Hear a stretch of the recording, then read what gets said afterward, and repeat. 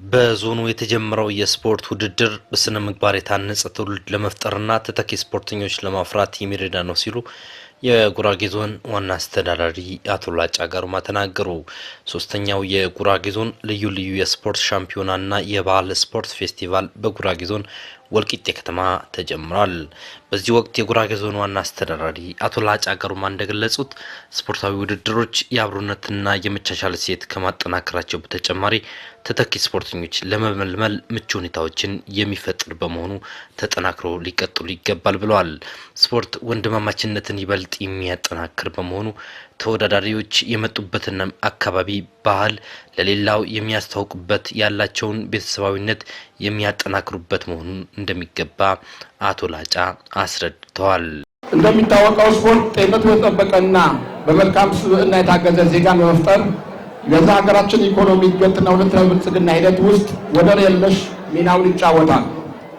ስፖርታዊ ውድድሮች ለሰላም፣ ለአብሮነትና ለመቻቻል ማህበራዊ ሁነትን ከመሆናቸውም በላይ ተተኪና አዳዲስ ስፖርተኞችን የሚመጡበት መድረኮች ናቸው።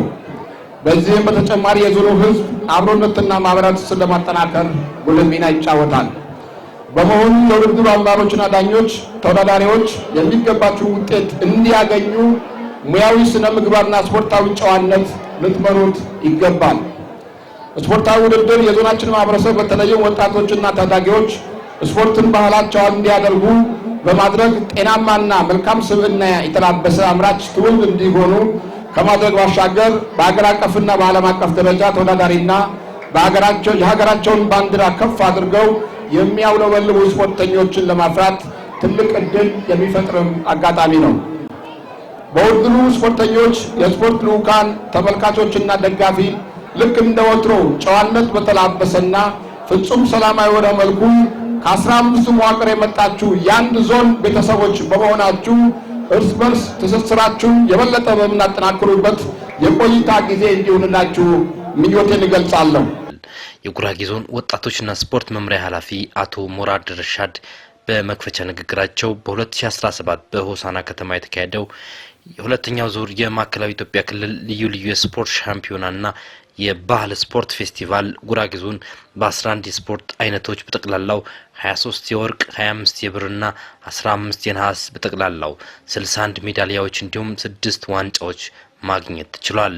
በ2017 ዓ.ም በሆሳና ከተማ አስተናጋጅነት በተካሄደው ሁለተኛው ዙር የማዕከላዊ ኢትዮጵያ ክልል የልዩ ልዩ ስፖርቶችና የባህል ስፖርት ውድድር ጉራጌ ዞን በ11 የስፖርት አይነቶች በጠቅላላው ወንድ 82 ሴት 24 በድምሩ 106 የልዑካን ቡድን ማሳተፍ የተቻለ ሲሆን በሁሉም በተሳተፍንባቸው የስፖርት አይነቶች በጠቅላላው 23 የወርቅ፣ 25 የብር እና 15 የነሐስ በጠቅላላው 61 ሜዳሊያዎችና 6 ዋንጫዎችን ማግኘት ተችሏል። በዚህ ክልላዊ የልዩ ልዩ ስፖርትና የባህል ስፖርት ውድድር የዞናችን እግር ኳስ ቡድን ለፍጻሜ ደርሶ ካዘጋጁ የሀዲያ ዞን ጋር ለዋንጫ ተጫውቶ ውጤት ሳይቀናው ቀርቶ የብር ሜዳሊያ ማግኘት የተቻለ ሲሆን በአጠቃላይ የክልሉ የእግር ኳስ ውድድር ኮከብ አሰልጣኝና ኮከብ እግር ኳስ ተጫዋች ከኛ ዞን የሄዱ ተጫዋችና አሰልጣኞች በመመረጥ የክልሉ ኮከብ ሆነው ማለፍ ተችሏል ማለት ነው። በማዕከላዊ ኢትዮጵያ ክልል እግር ኳስ ክለቦች ሻምፒዮና ውድድር ዞናችን በመወከል 3 ክለቦች ማለትም እንደጋኝ፣ እኖርና ጉንችር የእግር ኳስ ክለቦች ማሳተፍ የተቻለ ሲሆን የእንደጋኝ እግር ኳስ ክለብ በውድድሩ ላይ ጠንካራ ተፎካካሪ በመሆን ውድድሩን በ3ኛ ደረጃ በማጠናቀቅ የነሐስ ሜዳሊያ ተሸላሚ መሆን ችሏል። ክለቡ ባሳየው ስፖርታዊ ጨዋነት ዋንጫም መውሰድ ችሏል። እንደዚህም የእንደጋኝ እግር ኳስ ክለብ ከክልሉ የእግር ኳስ ክለቦች ሻምፒዮና 3ኛ ደረጃ ይዞ በማጠናቀቁ ማዕከላዊ ኢትዮጵያ ክልልን በመወከል በኢትዮጵያ ክለቦች ሻምፒዮና ላይ መሳተፍ ችሏል። በአጠቃላይ ባለፈው ዓመት ከላይ የተዘረዘሩ ውጤቶችን ላስመዘገባችሁ ስፖርተኞች እና ለውጤቱ መምጣት አስተዋጽኦ ለነበራችሁ አካላት በሙሉ ምስጋናዬን እያቀረብኩ ባለፈው ዓመት በነበረው ውድድሮች የታዩ ጥንካሬዎችን የበለጠ ተጠናክረው የሚቀጥሉበት እና ጉድለቶችን ሊያርሙ የሚችል የቅድመ ዝግጅት ስራዎችን በመስራት የዘንድሮ የ2018 ዓ.ም የጉራጌ ዞን ልዩ ልዩ ስፖርትና የባህል ስፖርት ውድድር ከታህሳስ 17 እስከ 27 ዓ.ም የሚካሄድ ሲሆን በዚህም ውድድር በ11 የዘመናዊ ስፖርትና በ5 የባህል ስፖርት አይነቶች በድምሩ በ16 የውድድር አይነቶች ከ700 በላይ የስፖርት ልኡካን ቡድን አባላት የሚሳተፉበት ይሆናል። የጉራጌ ዞን ወጣቶችና ስፖርት መምሪያ ምክትልና የስፖርት ዘርፍ ኃላፊ አቶ አደም ሽኩር እንደገለጹት በ7 ዘመናዊና በ6 ባህላዊ የስፖርት ውድድሮች እንደሚከናወኑም ጠቁመዋል። ውድድሩም ፍጹም ስፖርታዊ ጨዋነት በመላበስ ወንድማማችነትና አንድነትን በሚያጠናክር ሁኔታ እንዲካሄድ ሁሉም አካል የበኩሉን ድርሻ እንዲወጣም አቶ አደም አሳስበዋል። ይህ ውድድር በዞናችን የወንድማማችነት፣ የአብሮነት፣ የአንድነት መልእክት ያዘለ ውድድር ነው የምናደርገው። ከዚህ አንፃር አጠቃላይ ከ14 መዋቅር የመጡ ስፖርተኞች ናቸው። ይህንን ስፖርት በዘመናዊና በባህል ስፖርታዊ የተደራጀ ነው። ከዚህ አንፃር በባህላዊ ስፖርት በ6 የስፖርት አይነት ውድድር ይደረጋል።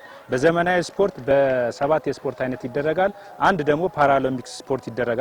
ፓራሊምፒክስ ራሱ ከስሩ ብዙ አትሌቲክስ የተለያዩ ነገሮች ያካተተ ውድድር ነው። ከዚህ አንፃር በአጠቃላይ በ14 የስፖርት አይነቶች ይህንን ውድድር እያደረግን እንገኛለን። ይህንን ውድድር ሊሳተፉ የመጡ ከ14 መዋቅር ከ700 በላይ የስፖርት ልኡካኖች የሚሳተፉበት ውድድር ነው። ይሄ ውድድር ተጀምሮ ሲጠናቀቅ በፍጹም ስፖርታዊ ጨዋነት ውድድሩ ተጀምሮ እንዲጠናቀቅ አጠቃላይ ከዞኑ ከሚገኙ ከስፖርቱ ልኡክ የሚመሩ አመራሮች፣ የቡድን መሪዎች፣ አሰልጣኞች፣ ካፒቴኖች ጋራ ትላንትና የቅድመ ውድድር ግምገማ አድርገን ተግባብተን ወደ ውድድር የገባንበት ሂደት ነው ያለው ማለት ነው። ለታዳጊ ስፖርተኞች፣ ለወጣቶች፣ ለህፃናት ትልቅ አርአያነት ያለው ውድድር ነው። ተተኪ ስፖርተኞች የሚፈሩበት ትልቅ የውድድር መድረክ ስለሆነ አጠቃላይ የዞኑ ወጣቶች የሚሳተፉበት ትልቅ የውድድር መድረክ ነው ብዬ ነው የማስበው።